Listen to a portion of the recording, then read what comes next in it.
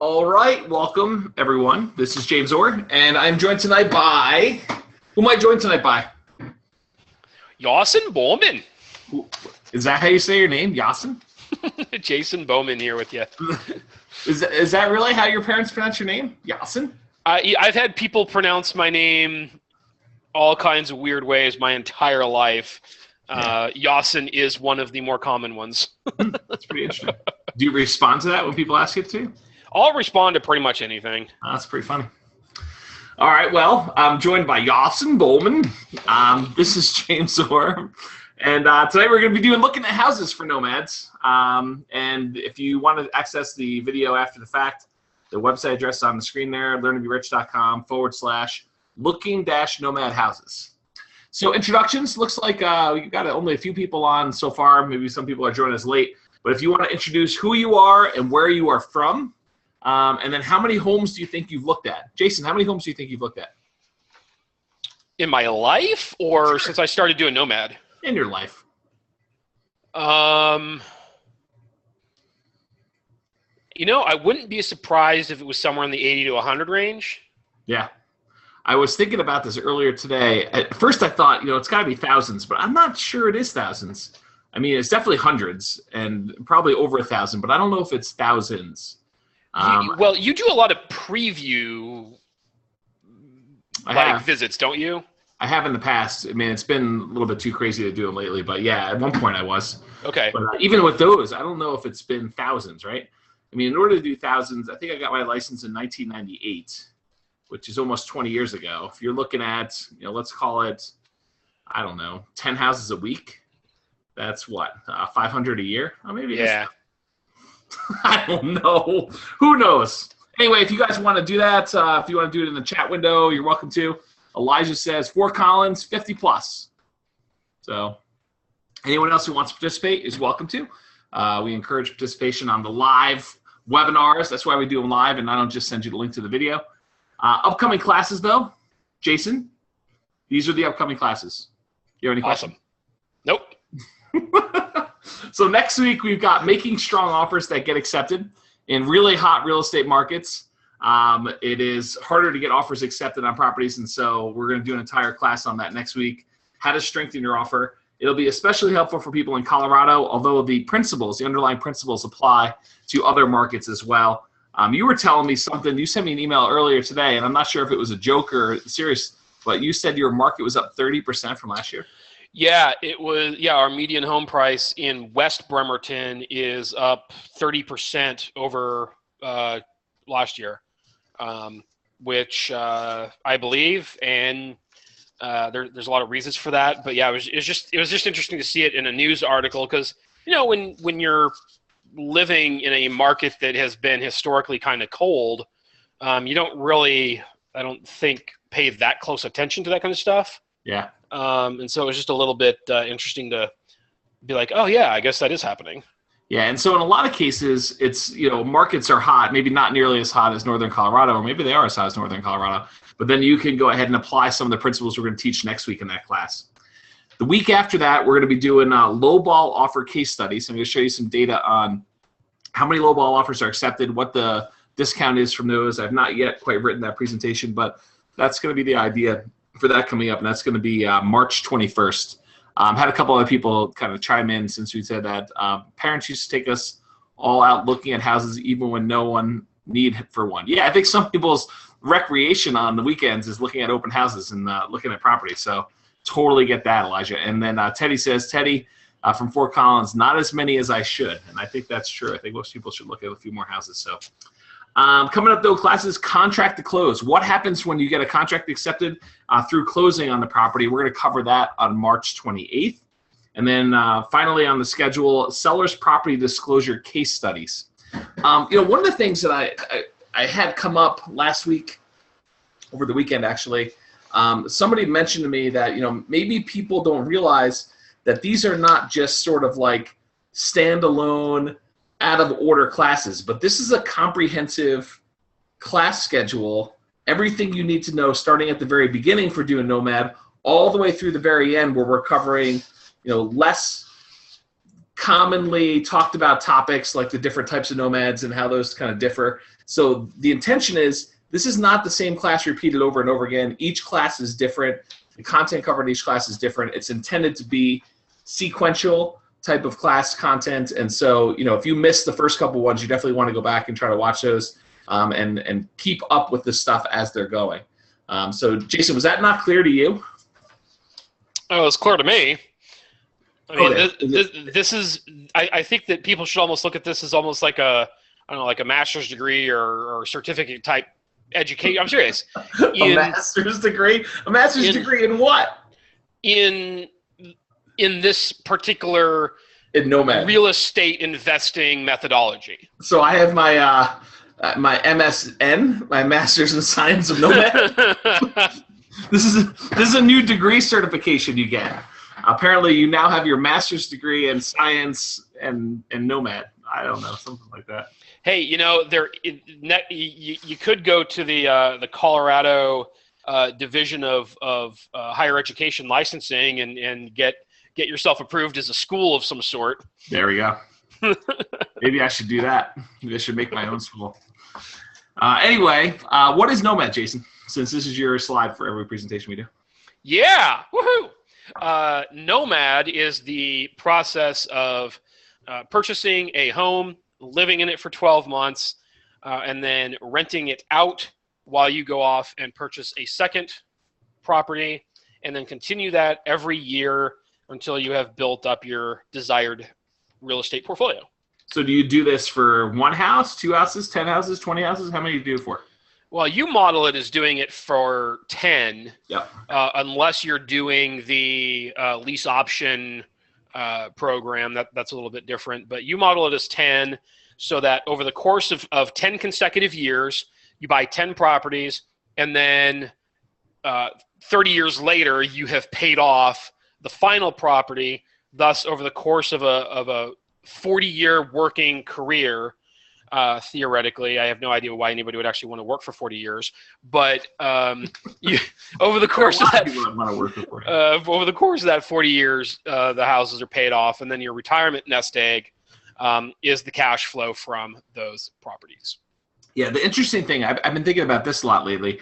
One of the things I've been toying around with is if you think about how much money you want to have in the bank when you retire, that's how much real estate in today's dollars you need to have. So for example, let's say, Jason, you're saying to me, hey, you know what? I really want to have $1 million or $2 million in the bank for my retirement, to be able to fund my retirement. Or let's say you say I want a certain amount of monthly cash flow. We can do that calculation too.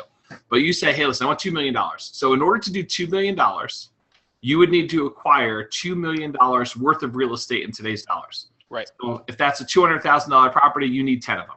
Right. And then eventually you'll pay those things off. They'll be free and clear. And you will have, in inflated dollars, $2 million in today's dollars value of real estate, free and clear, which is basically the equivalent. You could sell it off and actually have that money in cash if you wanted to do it then. Does that sort of make sense? Absolutely. Yeah, so for a lot of people that don't understand that kind of math, that's sort of how it is. So tonight we're going to go over looking at nomad houses. In previous classes, we kind of talked about this kind of process map that I draw here about working with real estate agents in order to find properties as a nomad. We've kind of gone over the first meeting you have with your real estate agent, and that was in a presentation like almost a month ago now. And then we talked about pre-showings, what happens before you go on showings for properties. Tonight we're going to be talking about showings, what happens when you're actually out looking at properties and scheduling showings and things of that nature. And then the things we're not going to cover tonight, which we're going to cover in future classes, are writing offers, the contract to close process, that's when you go under contract until you have closing, the closing process, what happens at closing, and then what happens after closing with a real estate agent in your local market. And so, one of the things we're trying to do is we're teaching the classes on Tuesday nights for everybody. But on Thursdays, or in some markets, we're doing some testing on some other evenings. I think Patrick's actually going to do, who is on the line right now, I think he's going to do Tuesday nights in his local market to do that. But I'm not 100% sure if we're going to do that or not. But I think that's what we're talking about doing. So anyway, on another night, you're going to go get together and discuss with local people in your real estate market what is working, what's not working, what is different about what James teaches to our market, who the real estate agent and the lender the title company, and the handyman, all those different resources you need for your local marketplace and how they differ from what we teach on Tuesday during the class. That's what we're doing with the local groups. And so that's what the intention is. So as part of showings, this is the kind of showing section of what we're doing here. But as part of that, there are really 4 steps. Number 1 is requesting the showing, which we're going to go into a lot of detail on that. The buyer tour, which is some documentation that shows you information about the property for you to take notes. The MLS sheet, which is going to be different in almost all markets unless you happen to be in Northern Colorado, because our MLS is a little bit different than others. But the idea is still going to be the same. And then looking at houses, what we do more physically in the house itself. So, Jason. Yes. We are going to start with that process. What do you think? Sounds good to me. All right, cool. So, Jason, what do we need to do in order to schedule a showing? Let's say you were working with me as a real estate agent in our local market. How do you schedule a showing with me? Well, I just wanted to let everyone know, we did not practice this ahead of time. So you may be wrong. So, I just wanted to let everyone know that it's not like you know the answer ahead of time. Well, okay, now I can't give you my smart aleck answer. I would, theoretically be either looking at your website or getting, emails from your system. Sure. Find a house that looks interesting, and then I email or call you to set up the showing, and then you basically become a black box at that point in whatever process goes on your end. And then you tell me when to meet you at the house, and we show up, and there we go. Okay, cool. So that's sort of correct. And you're right about a lot of things. Basically, you go out there and you find properties, whether you're using the public-facing version of our MLS, which is coloproperty.com, or whatever that is in your marketplace. You could use sites like Zillow and Trulia and stuff like that, although I strongly recommend you do not. Their data is not quite the best. Sometimes they have properties listed for sale that are no longer for sale. Sometimes they don't show the properties that are for sale. And so I think you should actually get your list from your real estate agent locally, or use the public-facing version of their MLS, which is probably on their website or something like that. But if Jason wants to see a property and we're working together, then you would provide me the MLS number and or the full address of each property you want to see. Now, Jason, is it enough for you to say to me, hey, I want to see the property on 1234 Main Street? As far as I'm concerned, it is. Yeah, and that's the problem. Because here's the challenge, right? What city is Main Street in? Oh, there's a Main Street everywhere. Exactly. And so you could say 1234 Main Street, and I don't know if you're talking about Fort Collins or Loveland or Greeley or Windsor or wherever, right? And right. So I might not know what city you're referring to. So make sure you include the city and zip code if possible, or at least the city, so that I know what you're talking about. Ideally, the MLS number, because that's one of the easiest ways to track something in order for you to tell me what it is. And then the other thing to add on there is not only should you say to me, hey, listen, I want to see 1234 Main Street in Fort Collins, I also want to know when you can see it. Because if I don't find out from you when you can see it, you say to me, I want to see 1234 Main Street. My next reply to you is, when do you want to see it? Right. Save me a step. Save yourself a step. Just say, hey, listen, I would like to see 1234 Main Street. I get off work at 5, either tonight or tomorrow. Is there a possibility we can go see those at 5 o'clock? And then I'll reply back to you. Yes, we can, or no, we cannot. Now, the showings, you're saying, hey, listen, I'd like to see it after 5 o'clock tonight, but it may be limited by what the seller or the tenants will allow, their schedule. So you may say 5 o'clock tonight, and the tenant's like, no, I actually, I work at 3 o'clock in the morning. I'll be sleeping at 5 o'clock at night. You could do showings in the morning only or something like that, and then we got to work around it. Right. It is better in most cases to go during the day. You can see the property better, and it's a lot easier to schedule a lot of times because the majority of people work during the day. And in our market, properties are selling very quickly. So if you're here in Northern Colorado, do not hesitate.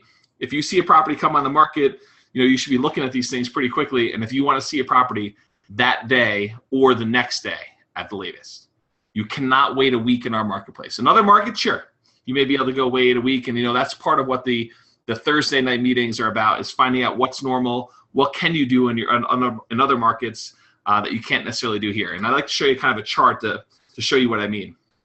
So this chart, Jason, is actually 4 different cities. It is the number of days on market for the 4 different cities, and it's the average. So not quite half above and half below, but probably pretty close to that number are going to be half above this and half below this. So a lot of properties are selling a lot faster than this, and a good number of properties are selling longer than this. So going back to 1997, this is the thing. Each year's worth of days on market. So Fort Collins is the blue line. Back in 1997, it was taking about, I don't know, 125 days or so for a property in Fort Collins to sell, from when it came on the market till when it went pending or actually closed, because some properties don't go pending. They just go straight from active backup to closing. But if it's still active backup, they show it on here. So basically 125 or so days back in 1997. And it pretty much went down to 2001. 2001, it looked about, I don't know, 90 days or so. Jumped back up in 2006, where properties are taking almost 120 days, just shy of that. But then you could see today, in 2016, we're only taking about, I don't know, 70 days or so for a property in Fort Collins to sell. That's really, really low compared to what it's normally taking here in our local marketplace. Wow. Yep. And so if you figure, and by the way, appraisals are taking, in some cases, 30 days or 45 days to get those in. So realize that properties are going under contract extremely rapidly. And then a lot of times we're having to do 30 or 45 days is because the appraisals are taking so long. We have a shortage of appraisers up here in Northern Colorado, okay? Loveland is the green line, a little bit softer market, not by much though. It's still way, way low. Windsor's a little bit softer even than those, and part of that is new construction. So we have a lot of new construction going on in Windsor, and so our days on market's a little bit higher. But Greeley is leading the pack. It's the shortest days on market that we have. In 2016, it looks like it was just over 60-something days. Wow. So super, super, super hot market right now. And I will also tell you that different price points matter too. So the lower price part of the market is selling a lot faster. I've got a couple clients right now. They're shopping in that $225,000 and below price point. They're getting like multiple offers on properties within like a couple days of it going on the market. So you got to be really, really fast to get that done. There's a fourplex that came on the market. It must have been like 2 weeks ago, a week and a half ago now. And there were 14 offers on a fourplex in Fort Collins. So we're seeing significant multiple offers on properties getting bid up way above asking price and them selling very quickly. So just prepare yourself mentally when you're out there looking at properties. Does that make sense? It's crazy is what it is. Are you seeing that quite of heat, hotness, quickness in your marketplace? Well, I didn't think that there was, but after reading that article today, yeah, I mean, we're our months of inventory is right about 1.5 months, I think it said. When I closed on house number 2 back in December, my agent was saying that we were right at about 2 months of inventory, which months I found. Months of inventory is different than days on market. Right. Yeah, I realize that. Okay. But I was shocked that it had gone down that much just in the past year. Yeah. Yeah, so we're seeing hotness in a lot of markets, but our Northern Colorado market is extremely hot. So you had mentioned something kind of interesting. You said, whatever happens after you request it, it's sort of like a black box to you because you don't know what goes on behind the scenes. Right. Good news is tonight I'm going to share with you what happens behind the scenes. So you understand our process and ideally what a lot of other real estate agents are doing. So I think our process is pretty good for what happens when somebody wants to see a house. So this is what happens after you request a showing. Number one is, as soon as you say, I want to go see 1234 Main Street, I am going to look up that property in the MLS and I'm going to check to see what the current status is of the property. Because if you want to go see 1234 Main Street, but it's already under contract or it's expired or it's already sold, then we're not going to see anything. We're not doing any showings. I'm not asking you what time. Basically, I'm going to go and say, hey, listen, that one is under contract or it's already been withdrawn from the marketplace or it's sold already. And so, yeah, we missed that one. We have to go do another one. So first thing I'm doing is I'm verifying that the property or properties are still available.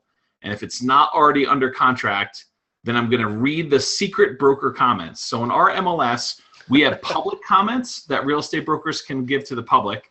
And then what we have are secret broker comments. And the secret broker comments are things like, ABC lender can get this loan done. It's an unwarrantable condo, but call, First Bank or, Elevations Credit Union or something like that, where they may say, we're replacing the carpet in the basement, should be done by this thing, or property is shown as occupied, it's really vacant, we're showing it as occupied to avoid scams in the MLS or scams on Craigslist, or, property was mitigated for meth, It is now, past its environmental inspection and it's clean, but just realized that it was previously tested high for meth on a property. So there's all sorts of comments, or you might say there's multiple offers on a property.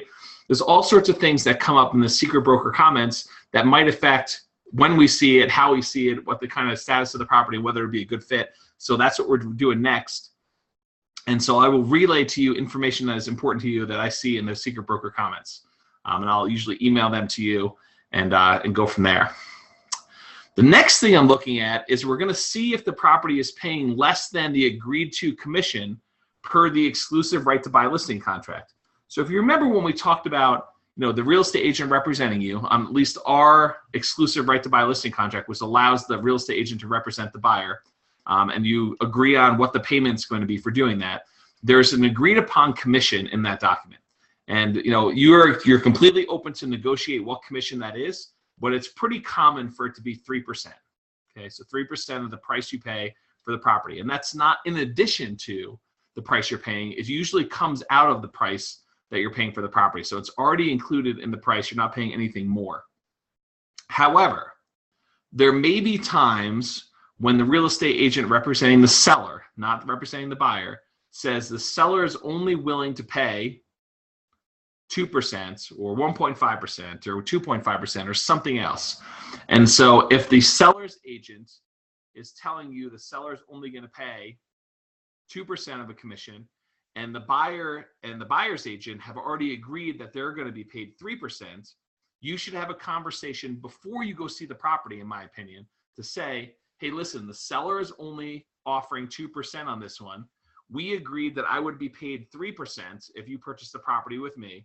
So in this particular case, for this one house, if you're interested in making an offer on the property, we should talk about how we're going to deal with that additional 1%. We could either ask the seller to come up on their commission, and they include a 3% commission on the offer. And we would only do that in certain situations that the documentation allows us to do that, the exclusive right to buy. Or we may say, are you willing to make up the difference in cash outside the transaction? But usually we have this conversation beforehand. Does that make sense, Jason? Yep. Yeah, these are details you want ironed out before you really get down the path, after signing a purchase agreement and all that. Yeah. Okay, now that I've said that, I know that we have some real estate agents in other markets that are listening in on this, and they want to hear about how I personally do it in our local business here. And so the people that are just normal buyers, you can kind of, hum your favorite song to yourself and tune out for like 2 minutes. Because I'm going to go and I'm going to talk directly to the real estate agents that are working in other markets, or they're even working in our local marketplace, and explain to them kind of my philosophy, my internal philosophy on how this works. So let's say there's a property in the MLS, and they're paying a 2.5% commission, and the buyer that I'm working with has agreed that they're going to pay a 3% commission. So let's say, Jason, you agreed you're going to pay 3% commission, and the property you want to see is only offering 2.5. I may mention to you, they're only paying 2.5 on this one. Let's still go see it anyway. And I'm not necessarily going to ask you to make up the difference, even though our agreement may say that you are. Why am I doing that? Here's my take on it, especially with nomads. You're a nomad, and you've come to me and you said, James, let's sit down, let's go over my plan. I want to go buy 10 properties over 10 years with you. Right. Okay. And so if I come in here and the buyer is only offering 2.5, and I say to you, Jason, I really, really want you to make up the difference on this thing from 2.5 to 3%. So I want you to come out of pocket $1,500 or whatever it is to make up that difference. Yeah. Okay, James, I'll go ahead and do that because we've already come to this agreement. But you're less likely, in my opinion, to come and say, I felt kind of weird about that whole thing. I'm probably not going to use you on the next deal. Right. Is that fair? It's definitely how a lot of people are going to think. I think so too. And so my philosophy is I want to have a long-term relationship with clients. I want to do what's best for my client over the long term. Okay. And so, and from a purely pragmatic standpoint, I don't want to represent that buyers are, people with numbers on their heads and stuff like that. But let's just be really rational about this. Okay. So I can go in there and I might be able to squeeze $1,000, $1,500, $2,000, whatever the difference is in commission out of you on one transaction. And I might be able to do that. I might be able to be really persuasive and kind of make a case that, we agreed on this, you really should pay me this difference, and I could make it happen, right? I could persuade you to do it. Or I could be a little bit more long-sighted, and I could say, all right, Jason, you would be paying me normally, $9,000 commission on something like this. The commission's a little bit lower, so I'm only going to net $7,000 in this particular case. But the chance of you doing business with me next year for 10 years is much greater. So over the 10-year period, you are a $90,000 client to me. Right. Or I can get $9,000 out of you this time instead of $7,000. Which would you rather have, Jason? The extra $2,000 today or $90,000 over the next decade? Well, because I'm somebody that understands the concept of LCV, I would rather have the long-term relationship with the repeat business. Me too. And so for all the other agents out there that are looking at this, if for some reason you have to go and give up some of your commission, or you have to, they only are offering 1.5 and the property really is a great Nomad business, and for all those other reasons, I would encourage you to have the longer view, do what's best for the client. And sometimes the clients voluntarily do it, right? They'll come to me and say, I really do appreciate all the stuff you're doing. I want you to get paid on this, and I'm willing to pay you the difference voluntarily. Will I ever force someone to do that? It is rare. The exception is someone who I don't think is going to be a long-term client, and I think that they're trying to take advantage of me. Right. In that case, I might just say, we had agreed to this.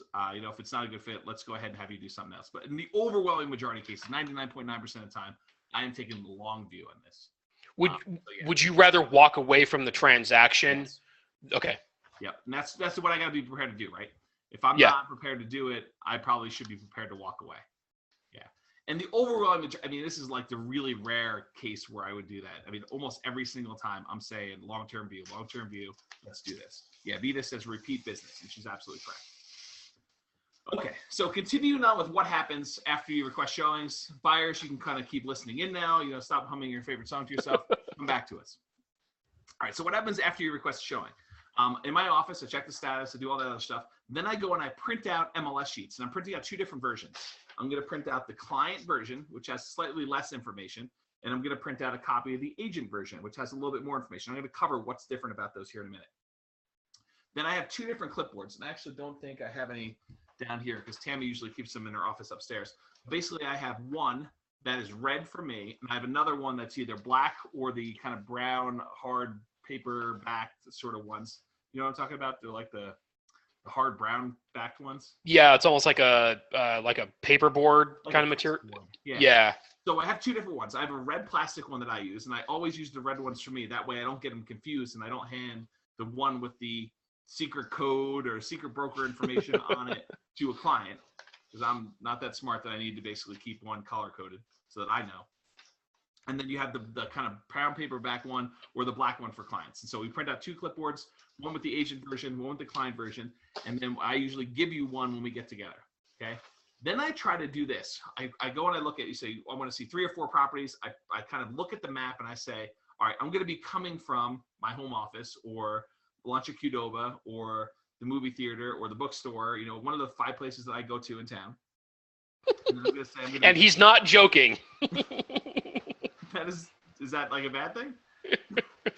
I really only do go to like 5 places in town. Just don't make any enemies, because it'd be really easy to track you down. I tell people, I'm like, listen, I need to treat you good as a client, because if you really wanted to piss me off, you just have to come into Qdoba at noon any day, and you're like 95% chance of hitting me there with only talking to another client. So it's a more compelling reason to treat people well. So there's that going for me. So anyway, getting back to the main point of the story, I go and I figure out where I'm going to be coming from, and I look at a map and I say, okay, ideally I'm going to come here. Let's meet at this one property, or let's meet at Qdoba, and we'll drive together to the one property, and we'll either do a loop or we'll kind of put them in some type of order that makes sense to drive to. Okay, so I order them by optimal driving route as much as possible. And I schedule them about 15 minutes apart. So let's say, Jason, we're going to get together. We're going to meet the first property at 1 o'clock. So I'll do the first one at 1, next one at 1:15, next one at 1:30, next one at 1:45, next one at 2, 2:15, 2:30, whatever it is. So they're all 15 minutes apart. There's some really unusual exceptions to that. For example, if I'm going to a property and we're going from Fort Collins all the way out to Greeley, maybe between the Fort Collins one and the Greeley one, I'll do 30 minutes for those. Does that sort of make sense? Yeah. Okay. And so otherwise, I just kind of schedule them 15 minutes apart. And then what I do, I either call the seller's agents or the showing service, and I start scheduling them in that order. And so it'll say, okay, I've got 2 for ABC Realty, and I've got 2 for XYZ Realty, and I've got 1 for the showing service, and I'll go and I'll look at which ones I have, and I'll schedule all those at those different times. Inevitably, what tends to happen, though, is I've got 6 ones that we're doing showings for, although it's not usually that many. But let's say it's an exceptional day where I'm showing 6 properties at a time, which is really, really unusual. So I got 6 going there, and I'll call one, and one of them will say, seller can't do that time, or the seller's not taking any more showings, they've got an offer in hand, we're going to accept one, or something like that. So occasionally, slack additional time between these showings will automatically work themselves into our showing time. So it may seem like we're doing 6 showings in an hour and a half, when really it's going to be 5. Or it's going to be 4, and we're going to have a little bit of lead time. And the window for showing is typically an hour. Okay. So if I do 1 o'clock, it's 1 to 2. If I do 1:15, it's 1:15 to 2:15. So there's some kind of like buffer time in there in order to do the showings like that. Okay. And then when I call the showing service, a couple things could happen.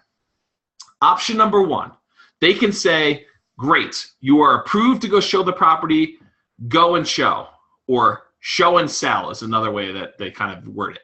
But basically, they do not need to get permission from the seller. They do not need to get permission from a tenant. You are good to go and show the property at that time, and they've approved the showing. Okay? Another option is they could say, all right, we've got your request for 1 o'clock. We need to get permission from the seller. So they're going to get off the phone. They're going to call the seller and say, hey, somebody wants to come and show the property at 1 o'clock. What are the options for the seller? What can the seller do? Jason, hint, it's on the screen. They can say no. Yep, they can say no. They can decline the showing. They can say yes. They can say yes. That's the second option. Or they can provide an alternate time. Yeah, that's actually one that I don't have on here. But really, the other one I'm thinking of is they can not reach the seller. So sometimes they'll try to do it, and they'll be like, I can't get a hold of the seller. He's not answering his phone.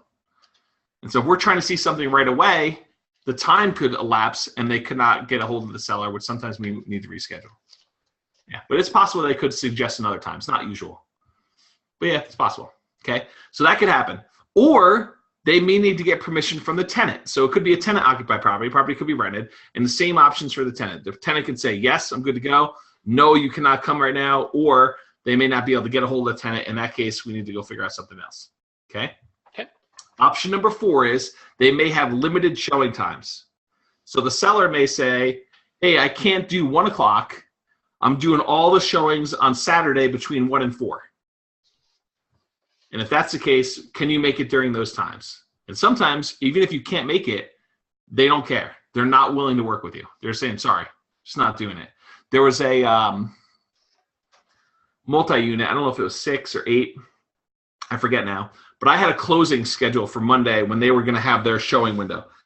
They had so many people inquire about the property, and the property was tenant occupied, that they were not going to schedule all these different showings at all these different random times. They basically told everyone that called, and we're all getting there. We're going to have an open house basically from 9 o'clock in the morning until 10 o'clock in the morning on Monday. That's the 1 time. hour?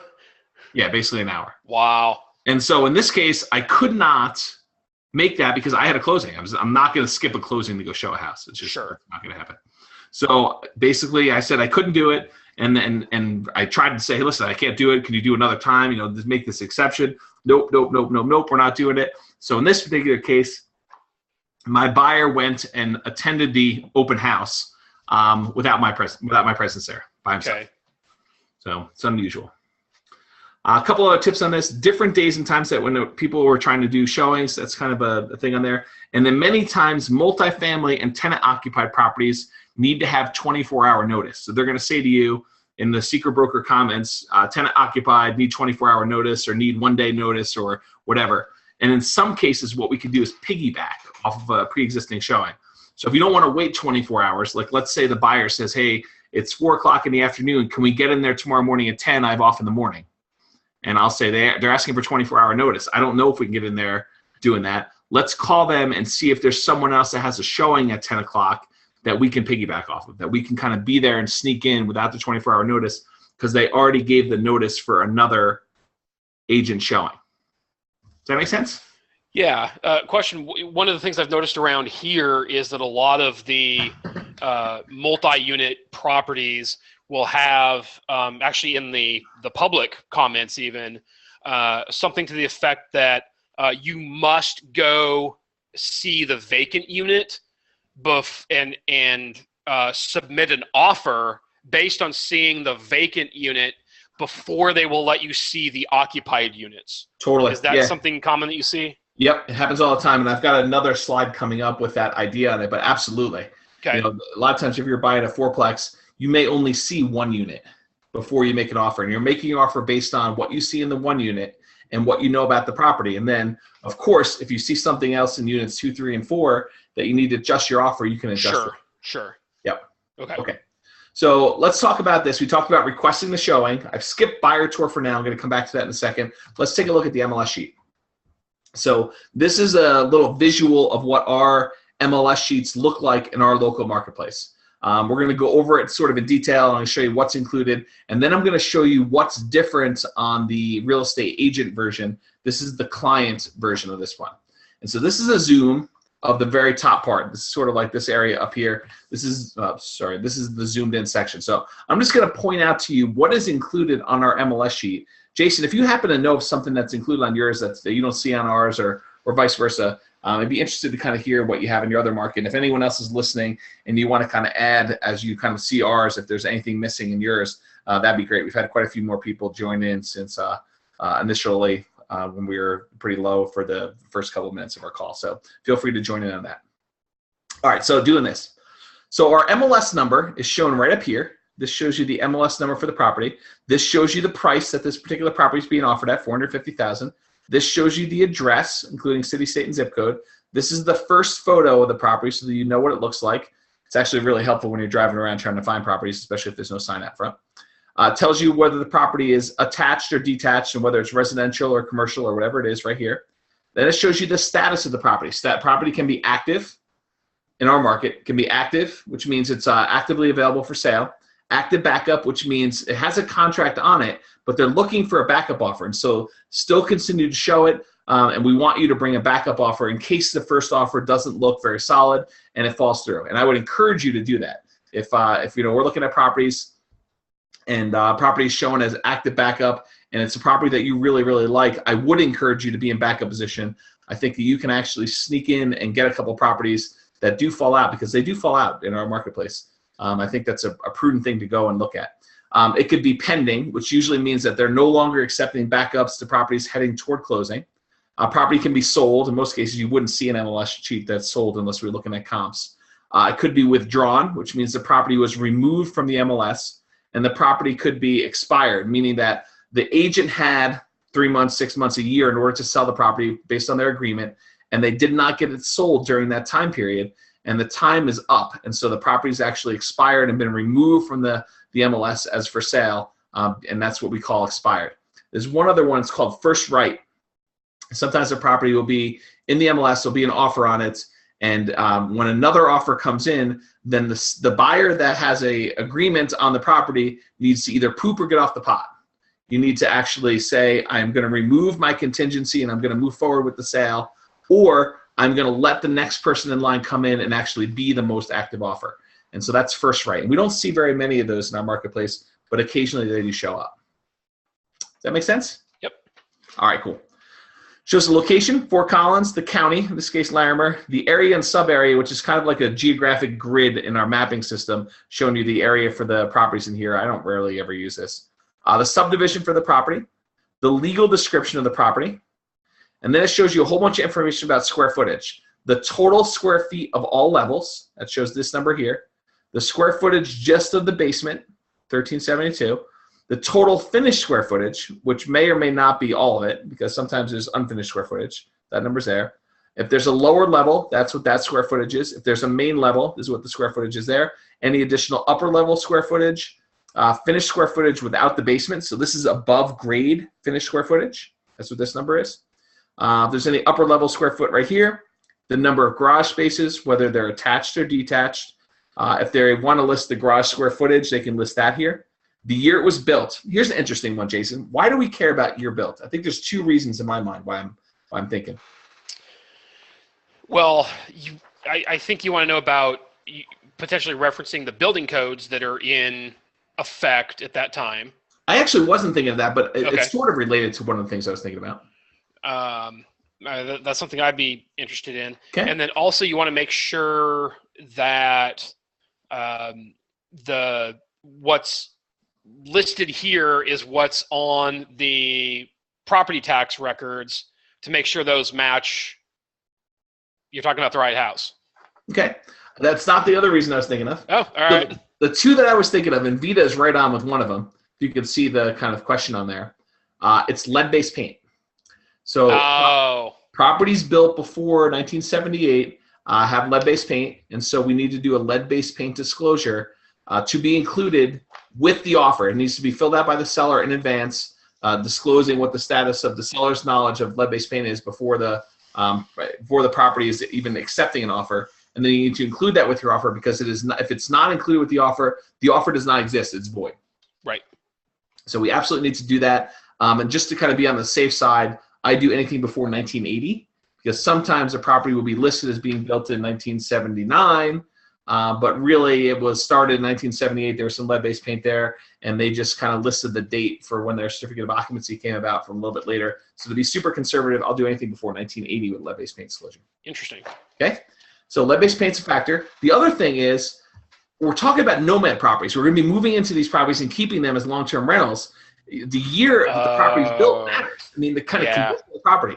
But what's interesting about this is year built. It's not effective year built. And in my mind, there's a difference. Some property, you could have a property that was built in 1970, but last year in 2016, it could have been completely gutted, completely remodeled. And so truly the effective year built for that particular property is more like 2016 and not 1970. So it doesn't show effective year built, but it does show year built on here. And so you can't use that as a kind of like end all be all for dates. But I think it's important to realize that we tend to want to buy newer properties with Nomad because we have a long-term view of how long we're going to hold this property, and we want to reduce CapEx. That's a really good point. Yep. Okay, cool. So that's kind of year built stuff. And lead-based paint is probably the #1 answer. If I was doing like the survey says game or whatever that is, Vita, you would probably have gotten the top answer for that. All right, square footage source. So where did they get the square footage source from? Is it new construction? In this case, it's not. Who the builder was, if it was new construction, what the model was, and any new construction notes. So there's nothing related to that because this is not new construction. The elementary, middle, and high school and the school districts, all listed right here. The lot size in square foot and the lot size in approximate acreage is all here as well. Here's kind of continued on just the second half of the page. So this was the lot size and everything else right above here. Lot size, approximate square footage. Who's the electric from? This is City of Fort Collins. Who is providing water to the property? Fort Collins, Loveland. Gas, Excel, taxes for the property, and what year the taxes were. So it shows you this is the 2014 taxes. It just so happens that this is an older kind of like screenshot from something, but usually it's going to be the previous year. So stuff we're seeing now is probably going to be 2016 tax year.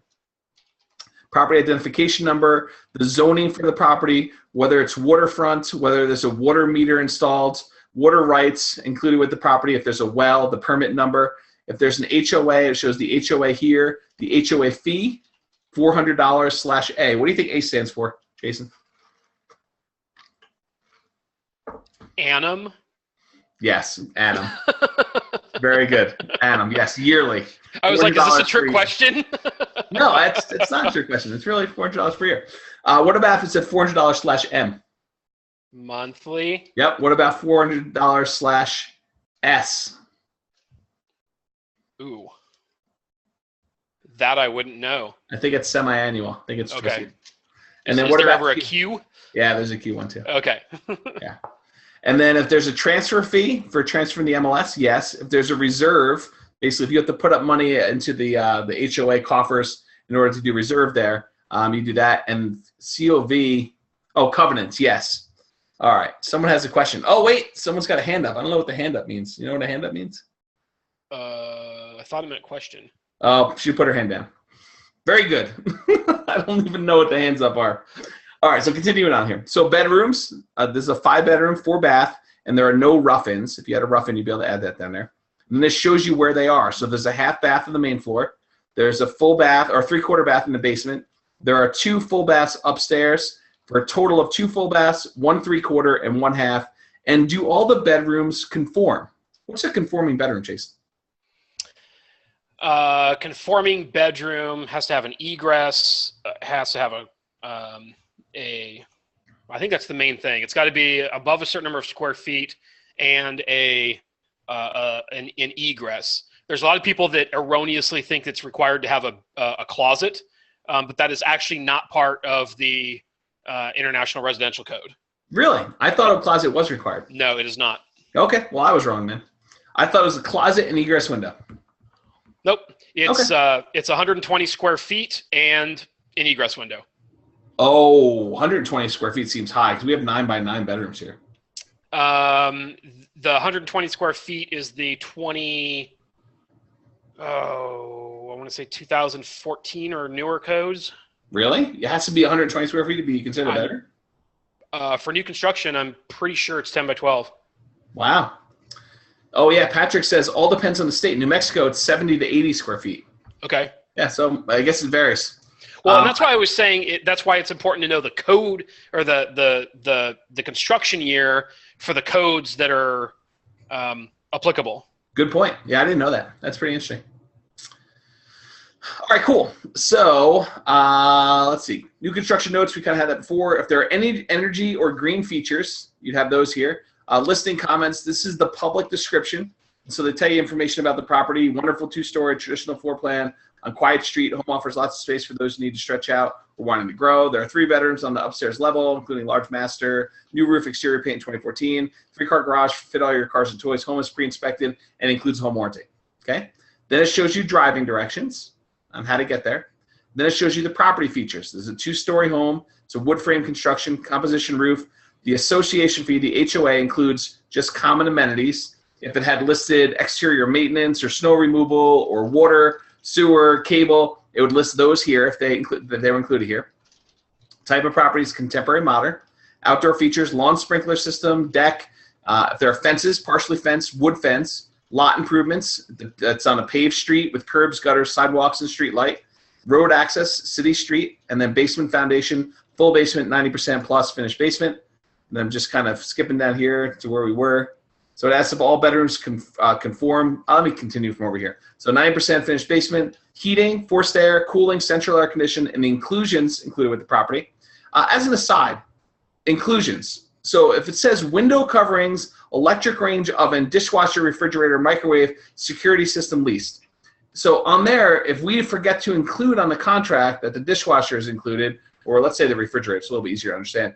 Let's say the refrigerator was included and we forget to list it in the contract. Does that mean it is included because it was listed on the MLS sheet, or does the contract take precedence? The contract takes precedence. Contract takes precedence. So even if they didn't list refrigerator here, but we had listed in the contract, the refrigerator, we negotiated that in the contract the refrigerator was included, then the refrigerator would be included.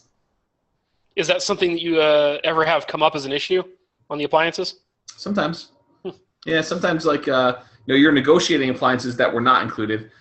Some buyers, they insist on leaving the washer and dryer, and the seller wants to take them with them, and you kind of get in a fight over what's included or what's not included. And so it's negotiated in the contract, absolutely. Yeah. Design features: eat-in kitchen, separate dining room, open floor plan, walk-in closet, washer dryer hookups, wood floors, kitchen island, master bedroom bath. It's a 5-piece master bath. Fireplaces: there's a gas fireplace and a living room fireplace. Utilities: natural gas, electric, cable, TV available. The water sewer: district water, district sewer. Ownership: private owner. So if this was a foreclosure, what might it say here, Jason? Where at? Ownership. Oh, like if it was a commercial entity, or isn't this also where you would reflect if it was a broker owner? Yep, I think you would have it there. But the thing that I'm looking for the foreclosure is it usually will say bank owned or REO. Oh, okay. Yep, so it'll say that right there.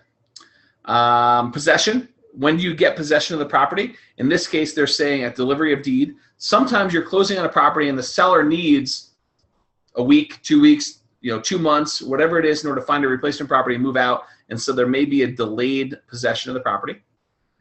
whether they're including property disclosure. In this case, they're given a seller's property disclosure and a home warranty. If it's in a floodplain, in this case, they're saying it's in a minimal risk. Possible usage, single-family home. New financing or lending, they're going to tell you the loan types that they're willing to accept in this property. In this case, cash or conventional. So they're not specifically accepting FHA or VA. Does that mean you can't buy it? No, it's just what they've indicated that they're willing to accept. That doesn't mean that they won't accept VA if it's not listed. Sure. Yeah, you can go there and ask them, but in a lot of cases, they're telling you what they would prefer to see. Right. And then any exclusions, what they want to leave out of the property. In this case, seller's personal property, the clothes washer, and the clothes dryer. They're not including those in the sale. Okay? But I want all the seller's clothing. I expect a full closet. Good luck with that one. That's going to be a hard one to do. All right. Rooms. So this lists all the different rooms. It tells you what level the room is on, upstairs, basement, main floor. Shows you the dimensions, length times width, and then what kind of flooring is there, the carpet, wood, so on and so forth. So if you're looking at pictures of a house, Jason, this happens a lot, right? You're looking at pictures of a house, and you're saying, wow, those wood floors look really, really good, right? How do you know if it's real wood floors, luxury vinyl tile, which looks like wood floors sometimes, or laminate flooring, or maybe like wood tile, like real tile that looks like wood, which is what we have in our bathroom? Well, you'd look here. You'd look here. Yeah. But this information a lot of times is not listed on the web. Yeah, so it's on the MLS sheet. By the way, you asked me about differences between our local MLS sheets. One of the things I'll point out, Iris, your local MLS, is an award-winning MLS software platform. Yeah. And provides a lot of much more detailed level of information in a concise format that you're showing here. Like our local MLS doesn't have any of this information. Okay. Not the flooring, none of the room sizes. It has none of that. Okay. So ours is good. In your market, wherever you are, might not be this detailed either, but that's it. So this was just the same information. We kind of got through all the exclusions down here. This just added a couple extra rooms, right? It stopped at kitchen. It just kind of picked up laundry room, living room, study, and some of those things. So just kind of moving on through those. Then this is the very bottom of the sheet. At the bottom of the sheet, when the client version, it tells you who the contact is, which is the agent that printed it for you. So contact is James Orr, the phone number for me, my mobile number, which is the same as my regular office number, my email address, the office I'm in, James Orr, the phone number for my brokerage, which is the same as all these other numbers. And then this is the listing agent and the listing office. So in this particular case, James Mitchell listed this property. He's with the group Old Town. Okay? Then it says prepared for Mr. and Mrs. Buyer, prepared by James Orr, the date and time, information deemed reliable but not guaranteed, MLS content and images copyright 95 to 96 from Iris, all rights reserved. Okay? Nothing tricky. Now, what's different about the agent version versus the client version of the sheet? Well, here are a couple different things that are included. Number one is... Can I provide this, the kind of humorous maybe summary?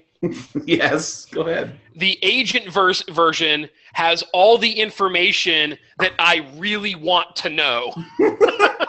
What are you talking about? It doesn't have all the information you really want to know. There's a whole bunch of information on the other page that you really want to know. Yeah, but I want to know how many days it's been on the market. Yeah. That's an important piece of information for me to assess my offer that I'm going to make. That's probably true. That's probably true. All right, so here's what the agent version of the MLS sheet looks like, and I'm not going to show you an image. I'm just going to tell you the difference. Number one, it tells you how long the property has been listed for sale, days on market. So it'll say this property's been on the market 3 days, or 10 days, or 60 days, or 120 days, whatever it is. It does do driving directions, although I realized when I looked at this before, the driving directions appear on both the client and the agent version. I didn't realize that until right now. I thought it was only on the agent version, but I was wrong. So it does have driving directions on both. The occupancy, here's the interesting one. You'll notice on the previous one, it didn't say whether it was tenant occupied, owner occupied, vacant, or whatever. When you have the agent version, it tells you whether the property is vacant or the property has the tenant in there or the property has the owner living there or what the status is. Why don't you think, Jason, why don't you think we actually tell clients if the property is vacant? Why don't you think we just publish that in the MLS and the MLS or public websites? I don't know. Maybe you don't want people like me that are living in a van down by the river to break into the house and squat for a month. That is a reason. That's not necessarily the reason I was hoping you'd give, but yes, that sort of idea. That, if a property is vacant, we don't want to go and encourage people to go and break into the property and do whatever they want there. So we keep that information secret. It only shows up on the real estate agent version of the MLS sheet. So that's not something we advertise and kind of show out there. Whoops, sorry. So commission percentage paid. So on the agent version too, it tells me how much commission is being offered on this particular sale. And the overwhelming majority of the time is 3%. Sometimes it's a little bit more. Sometimes it's a little bit less. Yeah, Vita says theft. Yep, totally.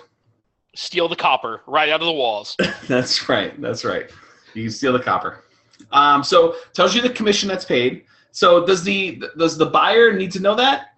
Some people would argue, sure. I mean, especially if you have an agreement where you're making up the difference. But it doesn't show up on there. It only shows up on the agent version. Another thing that shows up on the agent version is the amount of earnest money. So if you're looking at a $300,000 property, how much do you think earnest money will be, Jason? It's going to be dependent on where you are. Where I live, it's very rare, unless you get into the $1 million and above, it's always $1,000 earnest money. Whereas, really? Only 1,000? Yeah. So I have the feeling you're going to say 1%. Yeah, so around here in our marketplace, it is normal for it to be about 1% of the purchase price. So on a $300,000 property, wouldn't surprise me if it's $3,000 for earnest money. On a $350,000 property, I've seen it be $3,000, I've seen it be $3,500, I've seen it be $4,000. Sometimes somebody decides, hey, listen, it's a $300,000 property, let's make earnest money $10,000. What?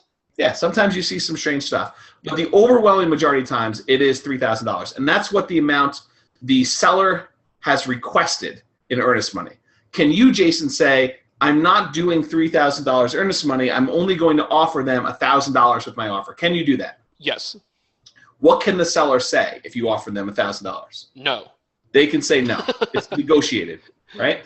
And some people think, and some people could argue that putting a little bit more earnest money up shows that you're more serious about making an offer on the property. And so if the property only asks for $3,000 earnest money, we'll talk about this when we talk about making stronger offers, could you come in and say, I will offer you $10,000 earnest money on this property? Yes. Does that make your offer a little bit stronger? Yes. Sure.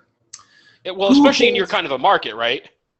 Yeah, I mean, you can do it in this market. Although I think, in my opinion, there are things we can do to our offer besides increasing earnest money that have a bigger impact on strengthening it. Okay. Because at least in our Colorado-based real estate contract, it is extremely pro-buyer. And I think if an agent who's representing a seller does a good job at explaining the contract to their seller, they realize that the buyer has several different ways that they can legitimately cancel the contract and get their earnest money back. And so the earnest money, a lot of times, is not going to come into play. Okay. Right? The other thing that kind of shows up on the agent one is who is going to be holding the earnest money. Is the seller's agent going to hold the earnest money? Is the buyer's agent going to hold the earnest money? Is a title company going to hold the earnest money? Are they going to have, the buyer directly hold the earnest money, the seller directly hold the earnest money? Who is going to hold it? And that is also a negotiated thing. But a lot of times the seller will request that the title company or their real estate brokerage will hold earnest money for you. Okay? Okay. Also shows you on there how to request a showing. So it'll have the phone number for where to have the showing request go to, if it's the showing service or the real estate brokerage. It tells you the selling broker's contact info. Because here's what's going to happen, Jason. You and I are out looking at properties. And you're going to say to me, hey, so what's going on here with this little thing in the basement? Why is this, what are the pipes down here for? And I'm going to say, I have no idea. I'll tell you what, though. Let me call the seller's agent and see if they know what's going on with the pipes down here, or see if we can find out from the seller directly. And so while I'm there, it would be really helpful to have the selling agents or selling brokers' contact information to be able to call them. Or maybe we're about to make an offer and I want to call them and say, listen, we're in the property, looks really good, my buyer's interested. They'd love to make an offer on it. Do you have any offers in hand? And if you have any offers in hand, is your seller giving you permission to disclose what offer I need to beat? And if the seller has given me permission to disclose that, then I can go and say, great, we will go ahead and beat that, or we cannot beat that. And so then we can make a case. But I want to call them, and so I need their contact information there. And then the last thing that's included are the secret broker comments I talked about before, where they give you inside information about the status of the property, if they have multiple offers, if they're only doing showings during certain hours, if it was a meth lab, if, whatever they're doing. They're going to wait till Monday to review offers. Whatever is in the secret broker comments, those are on the agent-only version as well. All right. Looking at houses. So what to wear? Jason, can you imagine for a moment that I used to wear Crocs with socks to all my showings? I know you did. Because I remember making comments about it. You were not the only one that would make comments about me wearing the kind of plastic shoes with white socks to showings. Even in the summertime, I would wear Crocs with socks and shorts to showings. Yes. Okay, so the real reason I bring this up is you want to, if you're going out looking at houses, you do want to have easy to slip on and off shoes. Right. On the other extreme, the other end of the spectrum, I've gone out in showings with very well-dressed ladies who wear knee-high leather boots that are like tied up from ankle all the way up to the knee, and they have to basically every time they walk in a house, they got to take these things off. They sit down, trying to like undo and untie these things all the way down. They take them off. They're barefoot essentially. Then they go and they walk around the house for 5 minutes, 10 minutes. Then they got to sit back down, put on these really big boots, lace them all the way up to the top of their knee, and do this. You don't want to do that, okay? No. So think this through before you go out and look at houses. Maybe don't wear the knee-high boots the day you have showings, especially if you're going to be going in 3 or 4 houses at the same time. Yeah. Most sellers are going to tell you to take off your shoes. I think there was a time when I probably wouldn't say most, but I'd say now most of them are going to do it, especially if it's rainy or muddy or snowy outside. They're going to request that you take off your shoes. And if you don't, in fact, Jason, I think you know a really good story about this. Didn't you go into a house once and have to go back and clean something up because you tracked in some dirt on your shoes? I vaguely remember that.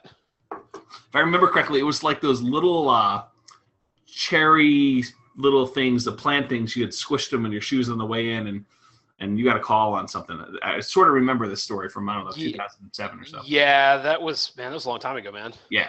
So anyway, the question here is, so let's say you're a buyer and you go track mud in through a house and you get it on the carpet, or, which is probably more common, you bring your 6-year-old kid with you on a showing, and the kid tracks mud in all the way through the house.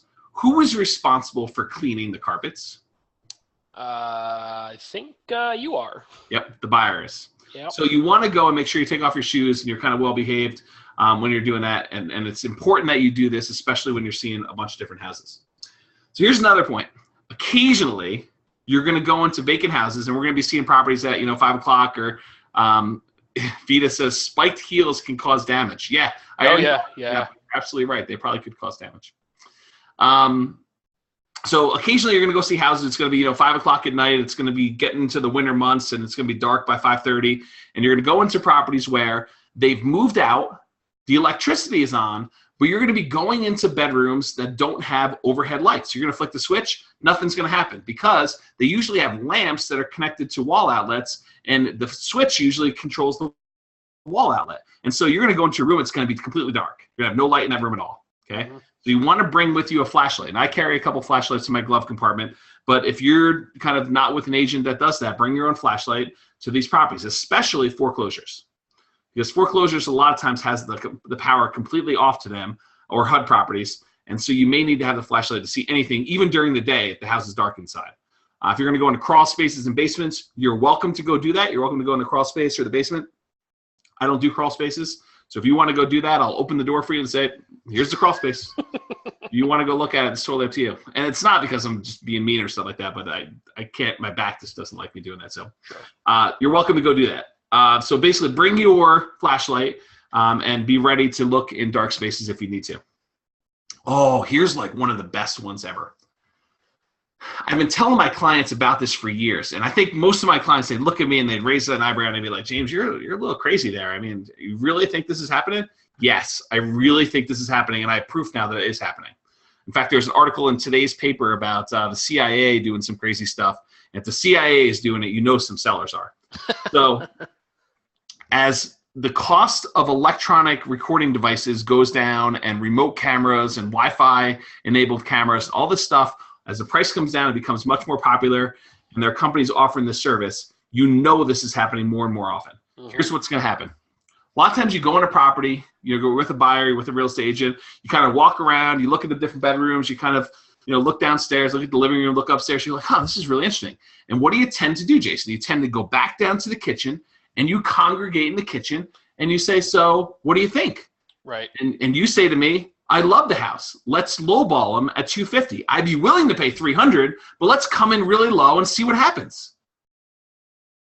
Now, a lot of sellers, they might just leave their iPad plugged into the wall charger, turned face down in the record memo mode. And so what are they doing? They're recording everything you're saying about the property in the house. Right. They come home 30 minutes later, they see you pull out of the thing. They were in the park playing with their kids. They see you kind of leave the house. You're like, okay, let's go back home. Come back home, they pick up their iPad. They're like, great, let's go listen to what they said about the house. Right. And they saying, they really like this. They think that the kitchen's kind of dirty and that we kind of live like pigs, and they really don't like the naked artwork we have on the wall. They think we have horrible taste, and how can these people live with themselves? But we'll get over that. We'll make them an offer on the property. We'll show them. We'll offer them $250 on this $300,000 house. And now they've recorded you. Whether that's legal or not, they don't even need to tell you they recorded you, because they're not trying to use the recording in any court law, provided stuff. They just want the info. Right. And so they're going to go ahead and record relatively sensitive conversations for you. So be paranoid. And I've got this great quote up here from Catch-22. Just because you're paranoid doesn't mean they aren't after you. And so be super, super careful about the conversations you have in your house. Here's kind of my general rules that I tell clients. Number one, don't say anything inside a house that you wouldn't say if the seller were standing right there.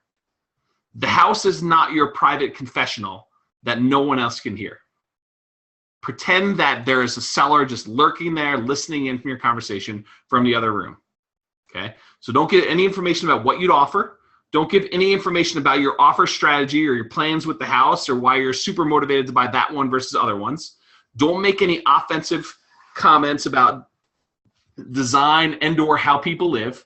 And this is especially hard if you're kind of like buddies with your real estate agent and you kind of tell crass, off-color, somewhat insensitive type jokes with your agent. You kind of, you're laughing and kind of, bumping elbows and ha, look at this guy, they're obviously blah, blah, blah, religion or whatever it is that they're doing. Yeah. Totally inappropriate. Do not do that in a house. No. First of all, don't do it in general, but especially don't do it in a house where they're recording. No. And you may not even know they're recording you. Okay? So do not have conversations in the house that you would not have if the seller was not standing there. Can you say to somebody, can you say to your agent in the house, I think I'd like to make an offer on this. Let's come in a couple $1,000s above. Is that reasonable? Sure. If you start talking strategy or you start talking about why or anything related to, your strengths, your weaknesses as a buyer, I think that's a mistake. I think you should go out to your car and have that conversation in the agent's car. Yeah. And be sure to watch overhead for the black helicopters because they have listening devices as well. Okay. So in all seriousness, Jason, am I normally a really paranoid guy? No, you're not. So when I tell you be paranoid about this, there's probably a reason, right? Yeah. And there are stories about this. I was going to say, is there a story? Yeah, there's definitely stories about it. So there's a real estate helpline for the independent brokers in town. And one point, one of the agents kind of made a suggestion, basically said, seller recorded the conversation I was having my buyer in the house. And there's something weird. I don't remember all the details, but it actually did happen where somebody got caught recording it. Now, for everyone that's caught, there's probably several that did not get caught. Right. And why would you want to take the risk, right? Why would you want to risk having someone record your sensitive conversation about strategy or your offer price when it's easily avoided by just not doing it inside the house? Right.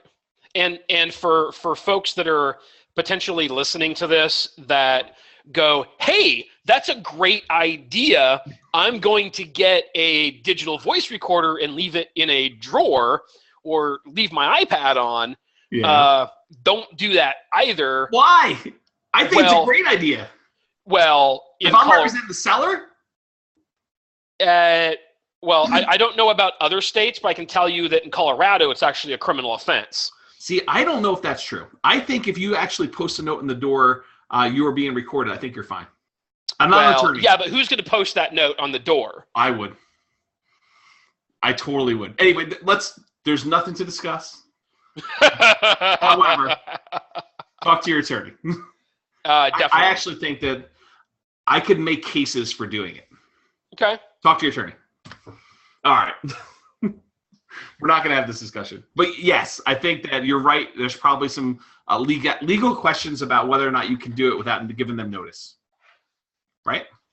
Correct. And I think you could give somebody notice in a way that is easy to show notice, but not easy for them to keep their mouth shut. So, anyway, photos of properties. Here's another good one. So, just meet a buyer for the first time. You're out there showing the property to them. This is the first time you met them, so you have no idea who they are. But they give off a little bit of a weird vibe. You know, they start asking you, "Hey, how much do you think this statue costs in the seller's house?" You know? And then all of a sudden, they're like, "Hey, my mother, she would really love to see this place. We're thinking about making an offer. Do you mind if I take a couple photos of this room? Do you mind if I do that so I can show my mom, because she'd want to see it before we make an offer." Right? So the buyer comes in. They're like starting to take photos of rooms with the jewelry box open. Oh, let me get a great picture of this bedroom. 60-inch TV, Bose stereo, speaker Sonos stereo speakers, all this other stuff. So you get to the point where they're taking photos, and who knows if they're casing the joint. So the general rule of thumb is you need explicit permission from the seller or the tenant to take photos of their property. Right. Don't take photos inside the house with the seller or the tenant personal belongings present. Now, the exception to this rule is it's a vacant property, and you really do want to remember the layout of a property. I think that that's legit, and I probably wouldn't have any problem with you taking photos of a vacant house. If there's any seller stuff or any tenant stuff in there, no, don't do it. Not worth it. Vita says in Colorado, only one person in phone conversation needs to be aware of conversation being recorded. Yep, that is true. It's a single-party consent state for Colorado for phone conversations being recorded. That is true. But what's gray is that it's in the house. And you're not party to the conversation. And you're not party in the conversation. Yeah. Yeah, that's the problem. Yeah, and so my argument is if you put them on notice that you are being recorded, then I don't know. I'm not an attorney, but something to consider.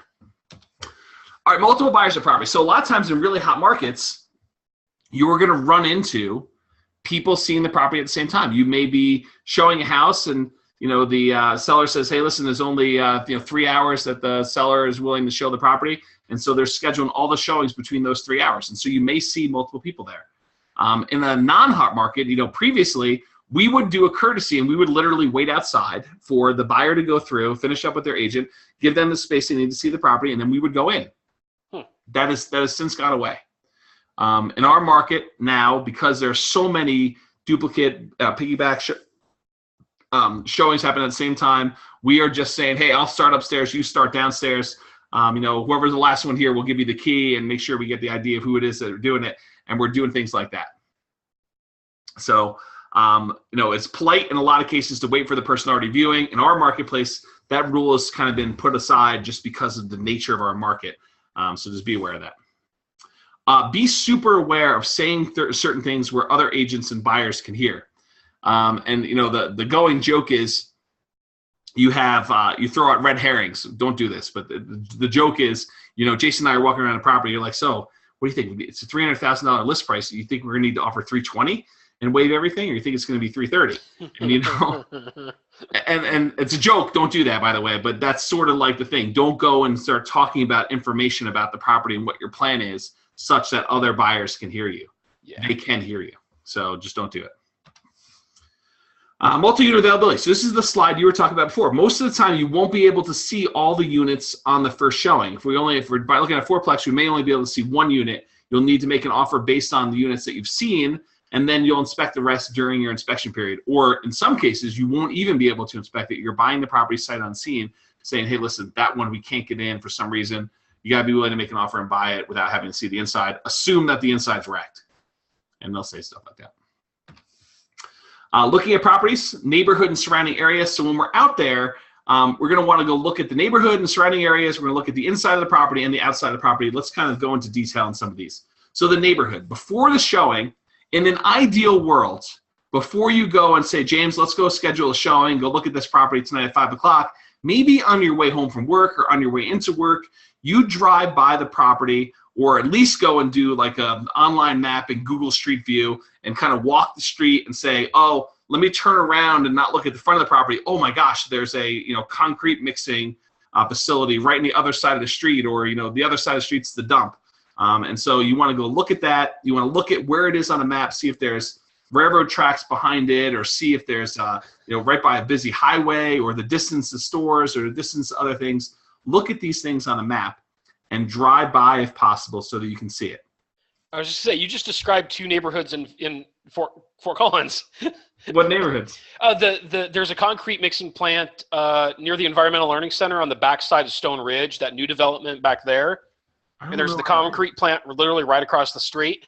Huh. I don't remember that. Kind of down by the sewage treatment plant. In Loveland? No, in Fort Collins. Yeah, I don't know where that is. Okay. And then there's a development on the backside of the Larimer County landfill. Yes, there is. Yes, there is. There is a neighborhood back there. So, all right, so on the way to the showing or after, drive a few blocks each way in the neighborhood so that you don't say, this street looks great, but the street over looks really bad. And now I know, after you're under contract and you're kind of doing your due diligence, it's better to do that before you write an offer. So try to just drive around the neighborhood, spend a few minutes doing that. Look at the types of the properties, look at the yards, look at any junk people have in there. I'm a little bit sensitive, and so is Brian, who kind of put together this original presentation, about people standing around. If it's 2 o'clock in the afternoon and you've got, on a Tuesday, and you've got, 8 out of 14 neighbors kind of sitting on their front porch, drinking something in a kind of enclosed case, paper bag maybe, that says something about that neighborhood. Mm-hmm. So just be aware of what's going on, look around at the properties and kind of take a look at that. And then at the showing, look at what you can see of the neighborhood from the property. Look around, stand outside, look through the windows, kind of see what's happening there. And so I think it's a good idea to do that. So here's a good question about the neighborhood. Is it homogeneous? Is the neighborhood made up of properties that are very similar, same types and same quality? Or is it like a certain neighborhood in Fort Collins where there are stick-built properties right next to mobile homes? And so you've got this property, this kind of neighborhood that's mixed like that. Like the homes are not the same. Some like $200,000 properties and some $60,000 properties right next to each other. And that can affect value and affect the types of people you have living in the neighborhood. And so maybe you want to reconsider that if it's something that's of a concern to you. What do you think about, especially with like new construction, a lot of these mixed use neighborhoods where they're mixing retail, commercial, and residential together? Yeah. How do you look at those from that perspective? So I like those overall. And if you're kind of living in a downtownish area, I think that that's one of the trade-offs you're willing to make and that you're going to make if you're going to buy down there. For like the overwhelming majority of nomads are kind of buying in subdivisions and normal traditional type neighborhoods. I don't think that's a good idea, but you're not going to see that in those neighborhoods. Well, I guess an example would be kind of not too far from house number one for me. There, in the middle of this residential neighborhood, there is a convenience store where there's quite often some kind of riffraff hanging around. Yeah. And so would you discourage somebody from buying something within that block? Yeah, I don't know if I would use the word discourage, but I definitely would take it into consideration. It's sort of the next question on here. Is it near things that will affect resale? Okay. And I think in some ways that might affect resale. I think there's a certain population that is not going to buy in that neighborhood because of that. And so you've got to be willing to say, am I willing to take a smaller buyer pool and deal with that because of that's happening? Am I getting a good enough deal to make that worthwhile? Or if I've got $200,000 or $300,000, whatever my purchase budget is, can I find a property that I like as much as this one that doesn't have the negative. Got it. And that's how I sort of look at it. Okay. Is it near things that will affect rent, both positive and negative? Is it near stuff that's going to increase rent, like a bus stop or anything like that? Or is it near things that are going to actually make it harder to rent, like an airport or the dump or anything like that? Is it near things that will affect growth, appreciation potential? I can go pull historical data, at least for people locally, about certain neighborhoods. I could tell you, Huntington Hills is appreciated at this amount, but that is not an indicator of what it's going to do in the future. It's not going to predict it. Right. But we can go look at those things, and you got to just make an estimate based on what you see there. And as an aside, because we're talking about Nomad specifically, power lines is another one, Vita. The other thing that comes up a lot is oil and natural gas drilling stuff, especially in Greeley and Windsor. So here's kind of the point about this. We have a very long-term view with Nomad, and we talk about appreciation being a factor in whether or not Nomad does a certain type of number. It doesn't have to appreciate in order for Nomad to work. I don't want to make sure I'm very clear on that because it's not required. However, when it does appreciate, it makes it look a lot better. Right. And so when we use appreciation numbers, we're using really conservative 3% per year over a very long period of time. So we're not trying to do exceptional appreciation. We're trying to do what inflation has historically been and just say, listen, we just want to keep pace with inflation with the price of these properties. And so we're not trying to cherry pick and guess. We're trying to pick stuff that's not going to be limited in the future is another way of thinking about that. Are there future growth plans around the property that could affect resale or rent? We kind of think about that, or is this the path of growth, or is this part of town dying and kind of that? And then is this the nicest property in the neighborhood?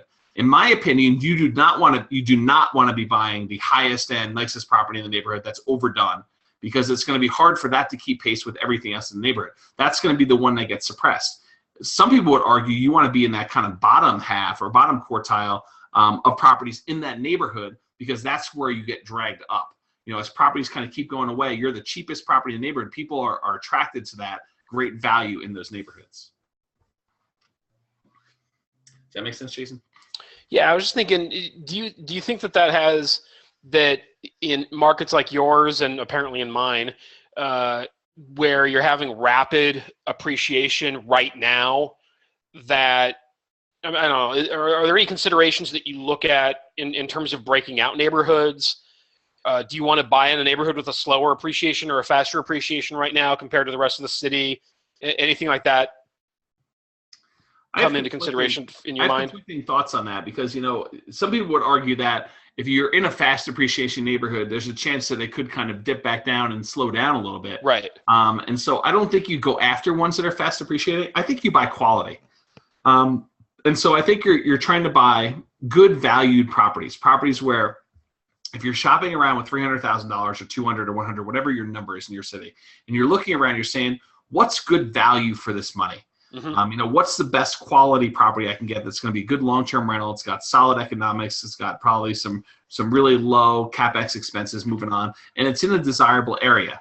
And I don't think I'm looking at like neighborhoods that are fast appreciating to pick those. I think I'm looking at properties that are going to have good long-term value for holding. Mm-hmm. All right. So inside of house. So walk the entire house, all the rooms and basement, crawl space if you really want. Is the layout desirable? You don't want to go buy properties that are functionally obsolete, where you got to walk through the kitchen to get to the bathroom, or you got to walk through the bedroom in order to get to the other living room, or some other funky thing like that. Hey, now. Is that what your house is like? Oh, I thought I told you about that. You really have a functionally obsolete house? Yeah, I do. It was originally a 3-bedroom, and the master bedroom.